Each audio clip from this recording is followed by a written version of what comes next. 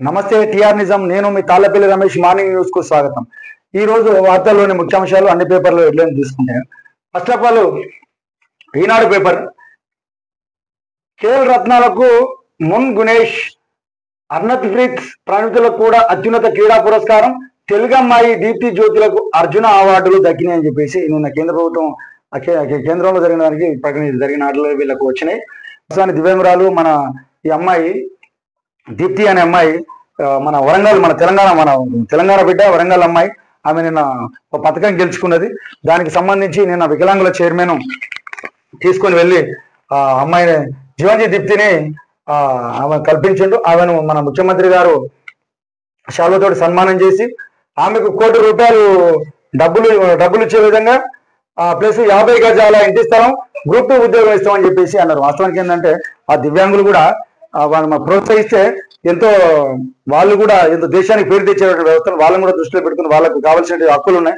వాళ్ళని కూడా 4%, 5% ఉన్నది, వాళ్ళకు చట్టం ఉన్నది. 100 రూపాయలు ఇంప్లిమెంట్ చేయాల్సిన అవసరం ఉంటుంది. ఎందుకంటే వాళ్ళు కూడా ఏదైనా సాధించడానికి రెడీగా ఉన్నారు. వాళ్ళు అందరితో సమానంగా ఉన్నారు. వాళ్ళకి అప్రిషియేట్ చేయాలి వరంగల్ బిడ్డ. ఇంకోటి మహిళా ఉపాధ్యాయ దినోత్సవం, సావిత్రిబాయి పూలే జయంతి. ఈ రోజు అందరి గర్వకరమైన విషయం. ఈ బడుగు బలహీన బీసీ వర్గాలకు సంబంధించిన ఒక బిడ్డ, ఆమెకు జయంతి. ఈ రోజు ఆమెకు మనం ఆ జయంతికి నివాళులు అర్పిస్తాను. ప్రభుత్వ ఉత్తర్వులు ఇచ్చింది. ఆమె ఆశయాల సాధనకు నిరంతరం కృషి చేస్తాం. సీఎం రేవంత్ రెడ్డి గారు వచ్చిన మహాత్మా జ్యోతిరావు పూలే సతీమణి బాలిక విద్య కోసం విశేష కృషి చేసిండు. ఆమె వాస్తవానికి ఏంటంటే ఈ రోజు ఎస్సీ బీసీ మైనార్టీ బిడ్డలు ఎవరైతే మనం సమాజానికి దూరంగా వీడబడ్డారో వాళ్ళు ఈ రోజు విద్యను పొందుతున్నారంటే మూల కారణం కూడా సావిత్రిబాయి పూలే. ఆమె జయంతిని పురస్కరించుకొని ఆమె మహిళా ఉపాధ్యాయ దినోత్సవంగా గుర్తించాలని చెప్పేసి ప్రభుత్వం ఇచ్చింది. ఎందుకంటే ఆమె మామూలు వ్యక్తి కాదు. ఎంతో మంది బిడ్డలు చదువుకోవాలనే ఆశ ఉన్నా కూడా వాళ్ళ కుటుంబ పరిస్థితుల వల్ల, వాళ్ళ కమ్యూనిటీ ప్రభావంగా వెలువబడ్డారు. వాళ్ళకు కూడా విద్యా అవకాశాలను సృష్టించడం ఒక మేధావి బిడ్డ. ఆమె జయంతి శుభాకాంక్షలు స్మరించుకోవాలి, ఆమెకు శుభాకాంక్షలు తెలియజేస్తాం. అలాంటి దేవతను అందరూ దేవతలాగా కొలిచేటువంటి సందర్భంలో ఉన్నది. ఆమెకు జయంతి సందర్భంగా ఆమెకు ఈ మహిళా టీచర్ దినోత్సవం జరుపుకున్నందుకు ముఖ్యమంత్రి గారికి అప్రిషియేట్ చేయాల్సిన అవసరం ఉంటుంది. ఇక మేజర్గా అన్ని వార్తల్లో ముఖ్య విషయం అంటే ఎలక్షన్లో కాంగ్రెస్ ప్రభుత్వం ఎలక్షన్కి వచ్చిన తర్వాత ఎలక్షన్ రాకముందుకు ఒక మేనిఫెస్టోలో ఒకటి పెట్టింది. రైతు భరోసా కింద ప్రతి ఎకరాకి వేరే ప్రభుత్వం వచ్చేసే 10,000 ఇస్తుందా, మేము 10,000 ఇస్తామని చెప్పేసి ఎన్నికల మేనిఫెస్టోలో పెట్టిండ్రు.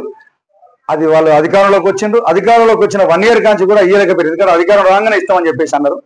తర్వాత కాలక్రమేణ పరిణామాలను బట్టి మేము లోటు బడ్జెట్ ఉన్నది, ఇస్తామని చెప్పేసి విధంగా మాట్లాడిండ్రు.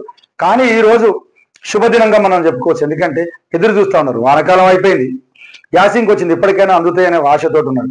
వాస్తవానికి ఎందుకు లేట్ అయిందన్న సందర్భంలో వాళ్ళ జనాలను అడిగితే ఏమంటారంటే ఇన్ని రోజులు ప్రజాధనాన్ని వేరే గత ప్రభుత్వం దుర్వినియోగం పాలు చేసింది. ఎందుకంటే ఉపయోగం లేని వాటికి కూడా ఇచ్చింది. రియల్ ఎస్టేట్ వాళ్ళకి ఇచ్చింది, గుట్టలకు ఇచ్చింది, పుట్టలకు ఇచ్చింది, షెట్లకు ఇచ్చింది, రోడ్లకు ఇచ్చింది, వెంచర్లకు ఇచ్చింది.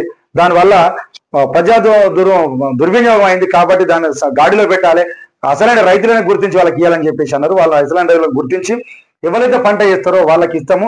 అది కూడా ఈ సంక్రాంతి పర్వదినంగా. ఎందుకంటే మన తెలుగు రాష్ట్రాలలో సంక్రాంతి పర్వదినం పెద్ద పండుగ కాబట్టి వాళ్ళకి ఆ పండుగ తీపి కబురు అందించింది. అంటే 14వ తారీఖు నాడు ఎలాంటి ఆంక్షలు లేకుండా వ్యవసాయం చేసే ప్రతి రైతుకు ఫస్ట్ విడత ₹7,500 ఇస్తామని చెప్పేసి ఇచ్చిండ్రు. రైతు పరిమితులు లేకుండా రైతు భరోసా, భూమి సాగులో ఉంటే ఎన్ని ఎకరాలైనా గుర్తింపు, గ్రామ సభలలో దరఖాస్తుల స్వీకరణ, మంత్రివర్గ ఉపసంఘ సిఫారసు, 14 నుంచి ఆర్థిక సహాయం పంపిణీ, 68 లక్షల మంది లబ్ధి పొందే అవకాశం. సంక్రాంతి నుంచి అమలు చేయాలన్న రైతు భరోసా పథకానికి పంటలు సాగు చేసే ప్రజలందరికీ అందించాలని చెప్పేసి ఈ మంత్రి మండలి ఉపసంఘం మన ఉప ముఖ్యమంత్రి బట్టి విక్రమార్క అధ్యక్షన కమిటీ ఉన్నది.